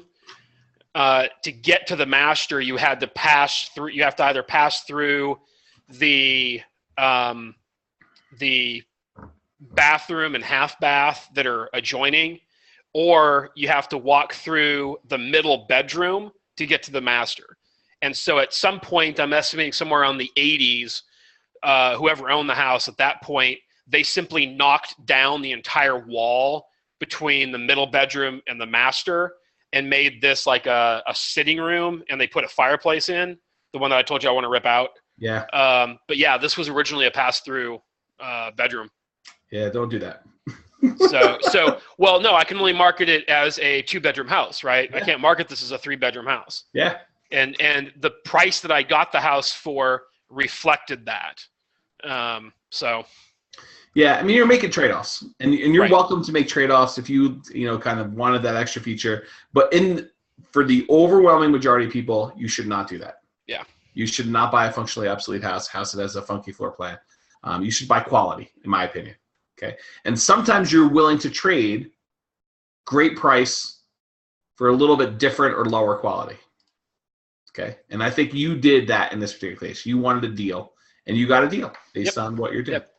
Okay, so examine expensive items and systems. Will they need to be replaced or repaired? If so, when? We're talking about kitchen and bathrooms. And if you're holding properties long-term for Nomad, realize that those become real expenses. If you've got a kitchen that's 5 years old, think to a kitchen that is from 1980, and think to yourself, okay, 30 years from now, that's what my kitchen's going to feel like, a 30-year-old kitchen. Okay, paint and flooring, appliances, the oven, the range, fridge, dishwasher, microwave, washer, dryer, the HVAC, the furnace, the AC, the humidifier, water heater for those, doors and windows. And then you're going to look at stuff like under the sink and around the tubs for signs of water damage, and then what type of plumbing is present. You talk about copper piping, you talk about PEX stuff, or you're talking about galvanized piping. What kind of plumbing is there in the property? Does the property look well cared for? If it has a lot of deferred maintenance, that's typically not what we're doing with Nomad unless you're doing fixer-upper Nomad. Have there been a lot of handyman special fixes? Not a contractor, but someone who may be a B or C class handyman coming in and doing after hours repairs on the property, but none done right or high quality. And then write down a really rough estimate of costs or notes that you can estimate them later. So if you only see one property, it's not a big deal. You start seeing several properties over several weeks, it starts to become much harder to remember what you saw and what needed and things of that nature. So definitely take some notes. Outside the house, walk around the outside of the property. If it has a fence, walk both sides if possible, or at least look over. So you want to see, what it looks like from the other side of the fence too. Examine expensive items and systems outside, like roof and gutters, siding and paints, landscaping, sprinkler systems, fences, HVAC, doors and windows. You want to be looking at all the things that are going to cost you money and try to minimize how much it's going to cost instead of buying something that needs work. Write down a really rough estimate of the costs or notes you can estimate later. And if making an offer, based on what you can see and know you'll need to update or fix. So is it fair, Jason, for you to go into a property knowing full well that you need to replace flooring and it's missing a bathroom, toilets and things like that, make your offer knowing that on the inspection you're going to list those items? In my opinion, it's okay to do that. Yeah, I do not think it's okay to do that. I think in order to be ethical, when you're making an offer on a property, you make an offer based on what you see. Now, if after the inspection something comes up that you did not see, the inspector points something out to you, or you find out the roof is bad, I think it's legitimate to ask for those things afterward. But if you're going into a property, you make an offer based on what you can see in front of you and what you actually have knowledge of. If you really don't have knowledge that it's missing a toilet and you're going to need to do that, that's one thing. But if you really do know, all right, I know there's a toilet, I'm going to have to ask for a toilet in order to get the loan or whatever it is, then I think you should actually make your offer based on what you can see. Well, why wouldn't I'm sorry, I thought that's what you were asking. I mean, you're going to include that incorporate that into your offer price. Yes, the initial offer. Yeah. Yes, absolutely. Yeah, so I think I just asked the question wrong for you. Okay. Yep. So you'll still almost always have the property inspected if your offer is accepted. We encourage people to do that. Remember, 203K or conventional rehab financing, if you're going to go do a special loan where you can actually include the cost of rehab in those loans, it is possible. We talked about that during the financing episode of the Nomad class there. Yeah, Vita says the items you mentioned would affect the loan. Sure. And so Vita, when we're doing that, we're telling them that these things need to be done, or they're going to not be able to do it with the loan, or we're going to make the offer lower knowing that we're going to fix them with a 203K or conventional rehab loan. Or we're going to bring in some type of financing that does not affect the loan, like private loan or hard money loan or something like that. And then we have a class coming up on Fixer Upper Nomad. I don't remember the date, but it's pretty late in the year if I remember correctly. And so that's coming up as well. So 4 methods of looking at properties. There's the no checklist system, which you just kind of walk through and don't do anything at all. The showing guide, which I'm going to show you here in a minute, and I give clients that when we do it. The plus minus checklist process, which is what I personally use, especially when I'm buying off-market deals. and then the full inspection checklist, which is what I tried to use, but I just couldn't do it consistently. It's just too overwhelming for me. But I do have some engineering clients that do some variation of that. So no checklist. Primarily using your blink only. If you haven't read the book Blink by Malcolm Gladwell, it's definitely worth reading. It kind of talks about going into your property and doing it based on feel. You just feel something is either right or wrong, and you kind of trust your intuition on that. So it's definitely worth reading the book Blink. If you're not going to use a checklist, though, the pros of not using a checklist, it's quick and easy. You don't have to really do anything. The cons are it's hard to remember properties as you do many, especially if you reconsider a property later. For example, there's a price drop on a property. You've already seen it once, but you're trying to remember what that property needed to see if it was a good deal now that it's $20,000 less. So taking notes actually has an impact. And you miss important things. There's a great book by Atul Gawande called Checklist Manifesto. Jason, have you ever read this book? Yeah, it's a great book. Yeah, it's really, really good. And so if you haven't read it, it's worth reading. But the idea in it is checklists are important. They prevent you from making mistakes. They help you save money. They help you make money. And they're definitely worth doing. And so I would encourage you to go read that book and kind of follow at least some type of checklist for doing this. So the showings, we talked about the buyer tour. Here's what the buyer tour looks like. And usually when you request a showing, Tammy will print this out. I'm horrible at doing it. It's one of the steps I skip. But if you actually do a showing and Tammy is setting it up for you, she will also include the showing guide, the buyer tour. And it looks like this. It basically has 2 pictures of the house, the MLS number, beds, baths, square footage, some basic information. And then you rate the property and write comments on it. It's one of the simplest ways for you to take notes about the property. And it allows you to kind of keep track and remember what you did on it. Sort of like the next step up from no checklist. Here's what I personally use when I'm buying stuff off market and things like that. So you write down a list. You basically get a yellow legal pad or a white legal pad, and you write down the address of the property at the top, and you write down a list of good and bad things as you walk through. So for example, I might write down the name of the room or kind of like the description. So this is overall, or I might do outside, living room, and then I will do a plus or minus sign and the description of the item. So if the windows are really nice, like brand new windows, I might write plus new windows, or minus close to railroad tracks, minus needs landscaping outside, minus front door faded from sun, living room plus large master bedroom, or large master or large living room, whatever it is, minus replace living room carpet plus fireplace. So this is sort of the process I might use just to kind of keep my notes. And I use the pluses for good things, things that I think are positive about the property I might be able to use later in marketing, or things that might add value to the property that I want to remember is there. And any minus signs for things I'll need to do repairs on, or things that I'm going to need to overcome if I were ever going to rent this or resell it. You ever use a system like that, Jason? I have, yeah. And then the alternative is you can do like a full inspection checklist. There are lots of apps out there. You can use those. Yep. You can use a paper version. In my opinion, this is not a replacement for having your property inspector come out to the property.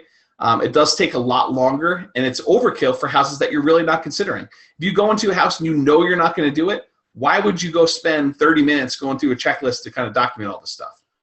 If you know it's a no automatically, just pass. Yet, I still have engineering clients mostly that come with their 17-page Excel spreadsheet printed out, and they're literally measuring things and checking things off. And I love engineering clients. But certain ones, even on properties they're not interested in, they take a lot of time in order to go and walk through a property as if they're like got an inspection on it and doing a lot of detail. So I used to use this when I was doing seller presentations and kind of writing down conditions of properties. I no longer use it. I use the plus or minus checklist system. But here is a version of it that you're welcome to go use, or you can go get an app. There's plenty of these online. You can go get them. But this is the inside one. This is what it looks like for mine. And then here's the outside version of it, basically the same type of thing, except the kind of items on it are the outside stuff. And so you could use either one of those in order to kind of keep track of it. Again, I don't recommend it. Here's that book that I mentioned before, Blink. Jason, have you ever read Blink? This is, I think, the only Gladwell book I haven't read. Wow, it's actually worth reading. It's definitely a good read. Yeah, I put that on your list. And I know you've got a big list, but it's probably moving up on the list. I talk about this book a lot with people. So it's examples of compiling all the data and analyzing can be wrong. So the idea in Blink is you could go ahead and do tons of research on something and still be wrong about the item itself. There's an importance in trusting your instinct or your gut feeling about something, even when the data suggests everything about this seems right, but I just feel like it's not a good thing for me to do. You should listen to that intuition. It's called Blink. It's by Malcolm Gladwell. It's called The Power of Thinking Without Thinking. Sometimes it seems like a deal, but your blink tells you otherwise. Make sure you listen to this or at least understand why.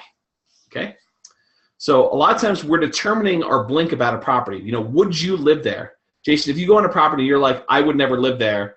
You know, it's a pass for me. Right. And I think that's one of the great things about Nomad is you're only willing to buy rental properties that you would personally live in. And so you understand your clientele. You understand who your tenants are going to be because it's you. It's people that would want to live or rent that property. You know, there's a criteria I use when I'm in properties to determine if the carpet needs to be replaced or if the carpet is dirty or if the carpet's clean enough to keep or if the carpet's dirty and needs to be replaced. You know what the kind of rule of thumb is on that? What's that? Would I let my kids or grandkids roll around on this carpet? Okay. If I would say I would never let my kids roll around this carpet, it needs to be replaced. If I would let my kids or grandkids roll around the carpet, then it's clean enough for me. So that might be a good rule for you to adopt. Would you let your own kids roll around on the carpet as is? Interesting. Yep. So, you know, another way to think about a property is, would you want your son or daughter to rent it? If you're about to go buy a property, would you let your 22-year-old, 30-year-old son or daughter rent this particular property? Is it good enough condition for you to allow your own children to live there? And if not, is there something you can do to fix it, or is it a total pass because it's too much work or whatever? Right.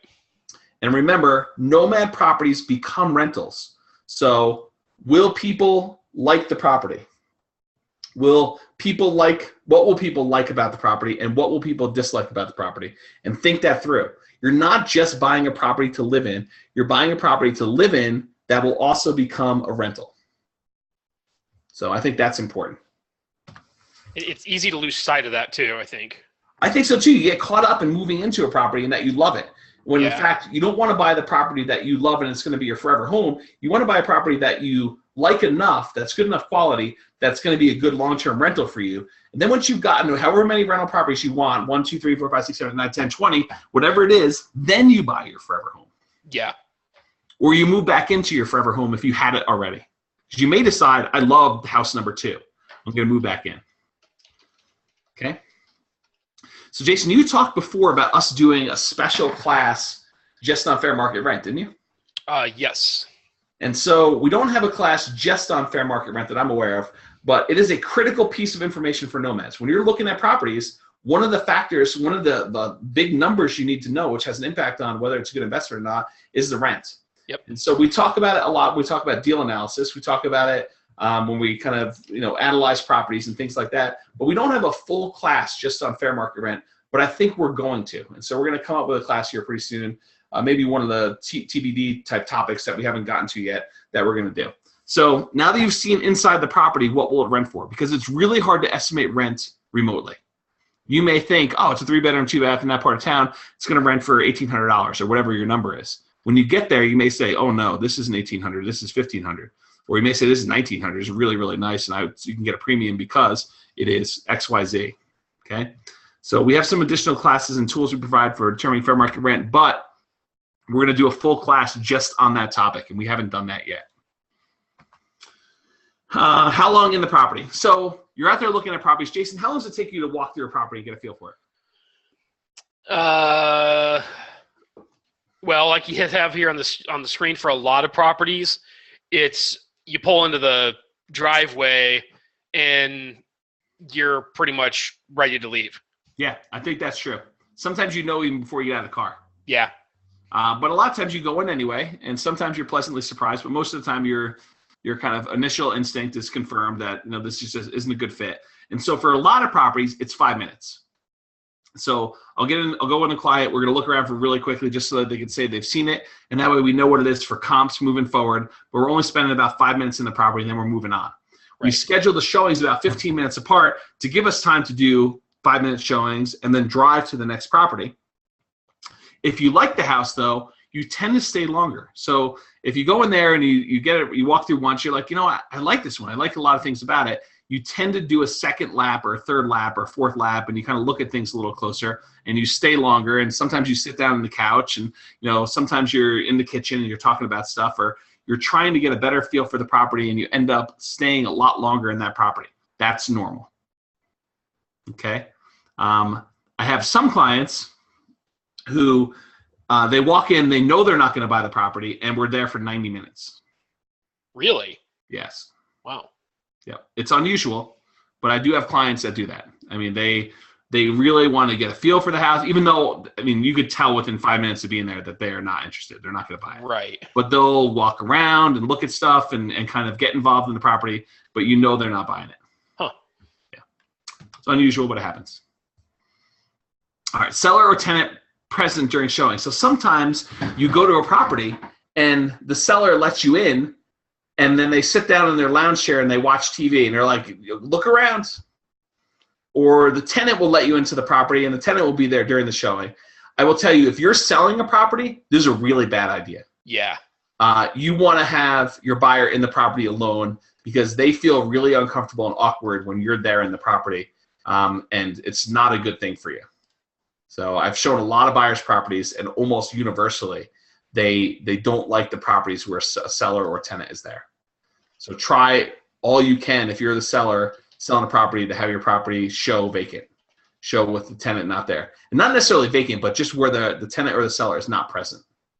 They can have their stuff there, but just not in the same house at the same time. Okay. So beneficial when you're there, the upside of having the tenant there is you get to ask questions. How's the current property management? Are they taking care of the property? What needs to be done? What's broken? What's not working? What's great about living there? What do you like best? What the current rent is? When was the last increase?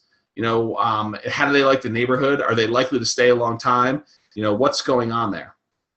So you can ask those questions of a tenant if they happen to be in the property. And then writing an offer. If it's an older property, you're probably going to want to get a sewer scope, at least around here. And that may vary in your marketplace, but we have trees and stuff like that, and the sewer line runs from the house to the street. And a lot of times, over time, the sewer line gets kind of damaged by the plants, kind of encroaching in on the sewer pipe itself. And so you need to have a scope done to find out if you're going to need to, repair, clean, or replace a sewer line. Because that's a pretty big expense. One that you can find out if you're going to spend $4,000 to $10,000 on for a $150 test. So it's definitely a good investment to make, in my opinion. And it's cheaper if you have an outside sewer line access point. Otherwise, you'll have to remove a toilet inside and go into the toilet. And then if you're making an offer and you like the appliances, if you go into a property, you're like, man, one of the things I like best about this property is the Viking stove. There's a gas stove, really high-end stove. I definitely want this stove.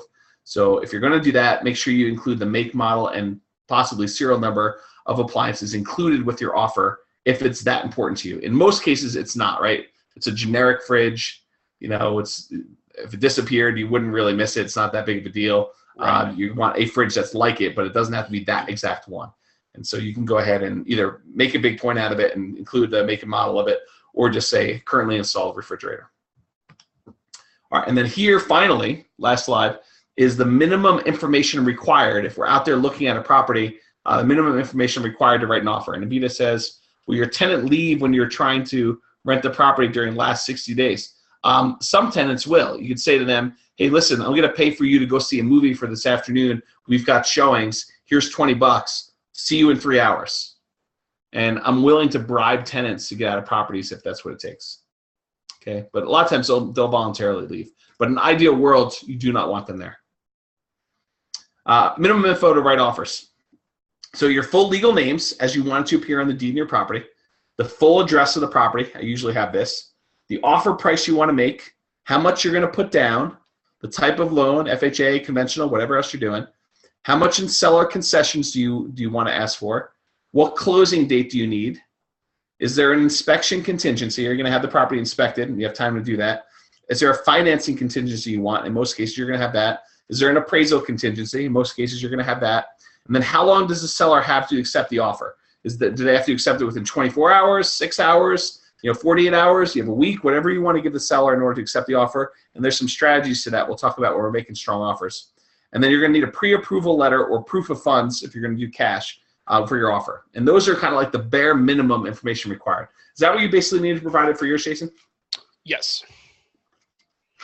All right, cool. So I am done on time tonight. In fact, a couple minutes early. This is what happens when I just put my head down and focus on the content instead of us having 90 million side conversations. Well, I was trying to let you do that rather than instead of ending at like 9:15. Yeah. So was that kind of helpful, being able to see the showing process? Yeah, I think it's interesting and helpful for folks that have never actually bought a house yet, and so they're going to do Nomad for their first ever home purchase. Yeah. In particular, I think it's good to see that. And also, you provided some really good things that I don't think we think about very often. And so, this is one of those ones where I think people could go through and watch the replay, the video again, and take notes about some of the things they're like, oh yeah, that's a really good idea. I should do that. I think it's a good review when you start shopping for your next house, right? It's a kind of a refresher before you go out there and look at things. Totally. Yeah. Well, awesome. Well, if no one has questions, thanks, Vita, for saying good job. Yeah, if no one has any questions, we will end a little bit early tonight. But if you have questions, we'll stick around for a minute or two while I kind of ask Jason some very, very serious personal questions. Uh-oh. You're welcome, Elijah.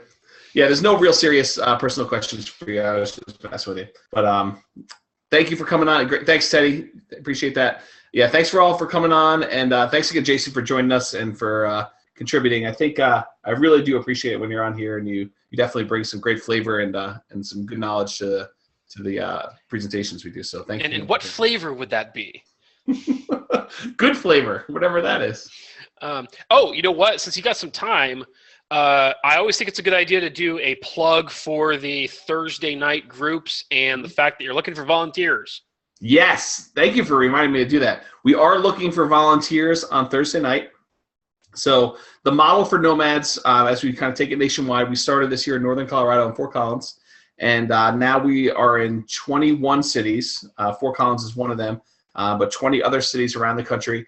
And what we do is on Tuesday nights, we teach the class, and the classes are part of a whole sequence of classes. But on Thursday evenings at 6 o'clock local time, whatever that is for that city, we encourage people to get together for a meetup and kind of share some ideas, talk about the class. It's almost like a book club model. And I think, Jason, you're the one that gave me this analogy, is that on Tuesday, you read the book. In this case, you kind of attend class. And on Thursday nights, you get together to discuss the book. And you reference, say, listen, James talks about, the MLS sheet here. Where do you guys go in order to get access to, MLS information? Or, what's normal for days on market here? Are we seeing as hot a market as James is talking about? Or, what do we typically do when you're writing an offer? Or what's normal for us for doing showings? Or what real estate agent do you recommend? Or what lender do you recommend? And so is that sort of what you were thinking about, Jason? Yeah. Yeah. So basically on Thursdays, we're doing that. And, we're looking for volunteers. Volunteering is really easy. In fact, you basically go and you pick a venue. Early on, it's a coffee shop because you're really not going to have that many people. And you get together and you discuss things over a cup of coffee and you just talk. And there's no real formality to it.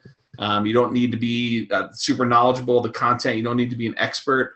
You don't need to teach the class. All you need to do is get together and be willing to share and be friendly and greet people. And I will tell you, as a real estate agent in our local market, it is really good for developing relationships and finding Nomad clients to work with, as well as lenders.